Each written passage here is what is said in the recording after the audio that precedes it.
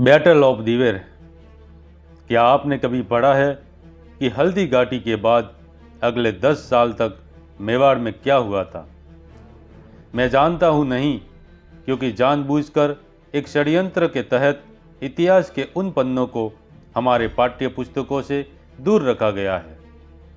इतिहास से जो पन्ने हटा दिए गए हैं उन्हें वापस संकलित करना ही होगा, क्योंकि वही हिंदुओं की वीरता और शौर्य के प्रतीक है।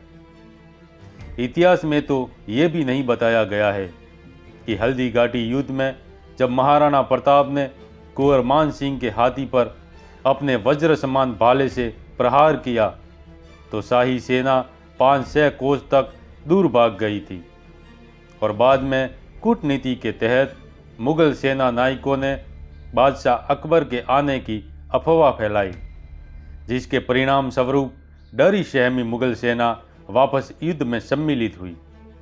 ये पूरा घटनाक्रम अबुल फजल की पुस्तक अकबरनामा में दर्ज है। क्या हल्दी घाटी एक संपूर्ण युद्ध था या एक बड़े युद्ध की छोटी सी घटनाओं में से एक शुरुआती घटना? ये जानना अति आवश्यक है। महाराणा प्रताप को इतिहासकारों ने हल्दी घाटी तक ही सीमित करके मेवाड़ के इतिहास के साथ बहुत बड़ा अन्याय किया है। वास्तविकता में हल्दी घाटी का युद्ध महाराणा प्रताप और मुगलों के बीच हुए कई युद्धों की शुरुआत पर था। मुगल न तो महाराणा प्रताप को पकड़ सके और न ही मेवाड़ पर अपना आधिपत्य जमा सके। हल्दी घाटी के बाद में क्या हुआ वो हम आज बताते हैं। हल्दी घाटी के युद्ध के बाद महाराणा के पास सिर्फ 7000 सैनिक बचे थे, और कुछ ही समय में मुगलों का कुंभलगढ़, गोगुंदा, उदयपुर और आसपास के ठिकानों पर भी अधिकार हो गया था। उस स्थिति में महाराणा प्रताप ने गुरिल्ला युद्ध प्रणाली की योजना बनाई और मुगलों को कभी भी मेवाड़ में स्थिर नहीं होने दिया। महाराणा के शौर्य से विचलित अकबर ने उन पर दबाव बनाने के लिए 1576 में हुए हल्दी घाटी के बाद भी हर साल 1577 से 1582 के बीच 1-1 लाख के सैन्य बल की शाही सेना भेजता रहा। इसके बावजूद भी वह महाराणा प्रताप को झुकाने में कामयाब नहीं रहा। हल्दी घाटी युद्ध के पश्चात महाराणा प्रताप के खजांची भामाशाह और उनके भाई तारासन मालवा से दंड के 25 लाख रुपए और 2000 असरफिया लेकर हाजिर हुए। इस घटना के बाद महाराणा प्रताप ने भामाशाह का बहुत सम्मान किया और दिवेर पर हमले की तैयारी की। भामाशाह ने जितना धन महाराणा को राज्य की सेवा के लिए दिया था, उस धन से 25,000 सैनिकों को 12 साल तक रसद दी जा सकती थी।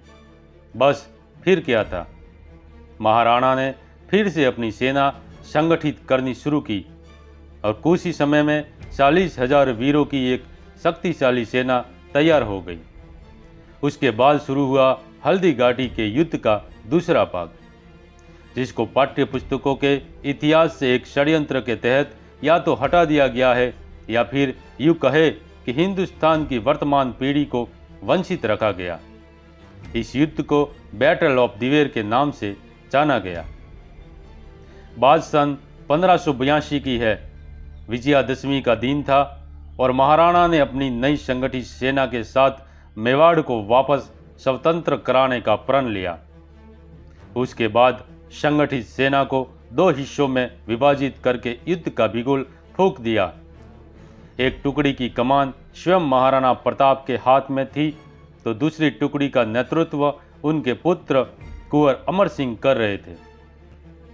विदेशी इतिहासकार कर्नल टॉड ने भी अपनी किताब में हल्दी घाटी के युद्ध को थर्मोपाइले ऑफ मेवाड़ और दिवेर के युद्ध को राजस्थान का मैराथन बताया है। ये वही घटनाक्रम है जिनके इर्द गिर्द आप फिल्म 300 स्पार्टा देख चुके हैं। कर्नल टॉड ने भी महाराणा और उनकी सेना के शौर्य, तेज और देश के प्रति उनके अभिमान को स्पार्टन्स के तुल्य ही बताया है, जो युद्ध भूमि में अपने से 4 गुना बड़ी सेना से यूं ही टकरा जाते थे। दिवेर का युद्ध बड़ा ही भीषण था। महाराणा प्रताप की सेना ने महाराज कुंवर अमर सिंह के नेतृत्व में दिवेर थाने पर हमला किया। हजारों की संख्या में मुगल सैनिक राजपूती तलवारों, बरसों, भालों और कटारों से बीत दिए गए। युद्ध में महाराज कुमार अमर सिंह ने सूबेदार सुल्तान खान को बरसा मारा, जो सुल्तान खान और उसके घोड़े को काटता हुआ निकल गया। इसी युद्ध में एक अन्य राजपूत की तलवार एक हाथी पर लगी और उसका पैर काटकर निकल गई। महाराणा प्रताप ने मुगल सेना नायक बलहौल खान के सर पर तलवार का एक वार किया और उसे घोड़े समेत काट दिया। शौर्य की ये वानगी इतिहास में कहीं देखने को नहीं मिलती है। उसके बाद ये कहावत बनी कि मेवाड़ में सवार को एक ही वार में घोड़े समेत काट दिया जाता है। ये घटनाएं मुगलों को भयभीत करने के लिए काफ़ी थी। बसे खुसे 36,000 मुगल सैनिकों ने महाराणा प्रताप के सामने आत्मसमर्पण कर दिया। दिवेर के युद्ध ने मुगलों का मनोबल इस तरह तोड़ दिया, जिसके परिणाम स्वरूप मुगलों को मेवाड़ में बनाई अपनी सारी 36 चौकियों, थानों, ठिकानों को छोड़ के भागना पड़ा। यहाँ तक कि मुगल सैनिक कुंभलगढ़ का किला तक रातों रात खाली कर भाग गए। दिवेर के युद्ध के बाद महाराणा प्रताप ने गोगुंदा, कुंभलगढ़, बस्सी, शावड़, जावर, मदारिया, मोही, मांडलगढ़ जैसे महत्वपूर्ण ठिकानों पर अपना कब्जा कर लिया।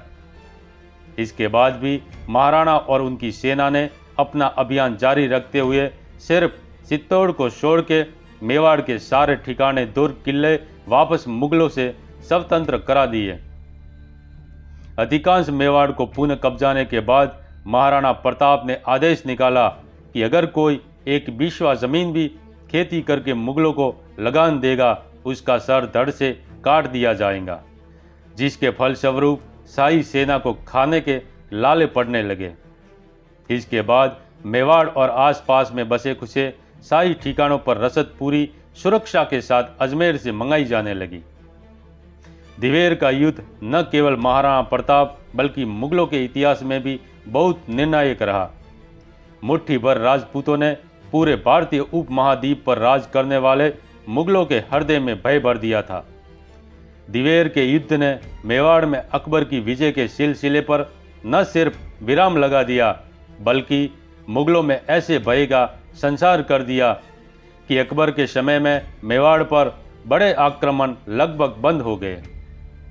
इस घटना से क्रोधित अकबर ने हर साल लाखों सैनिकों के सैन्य बल अलग अलग सेनापतियों के नेतृत्व में मेवाड़ भेजने जारी रखे, लेकिन उसे कोई सफलता नहीं मिली।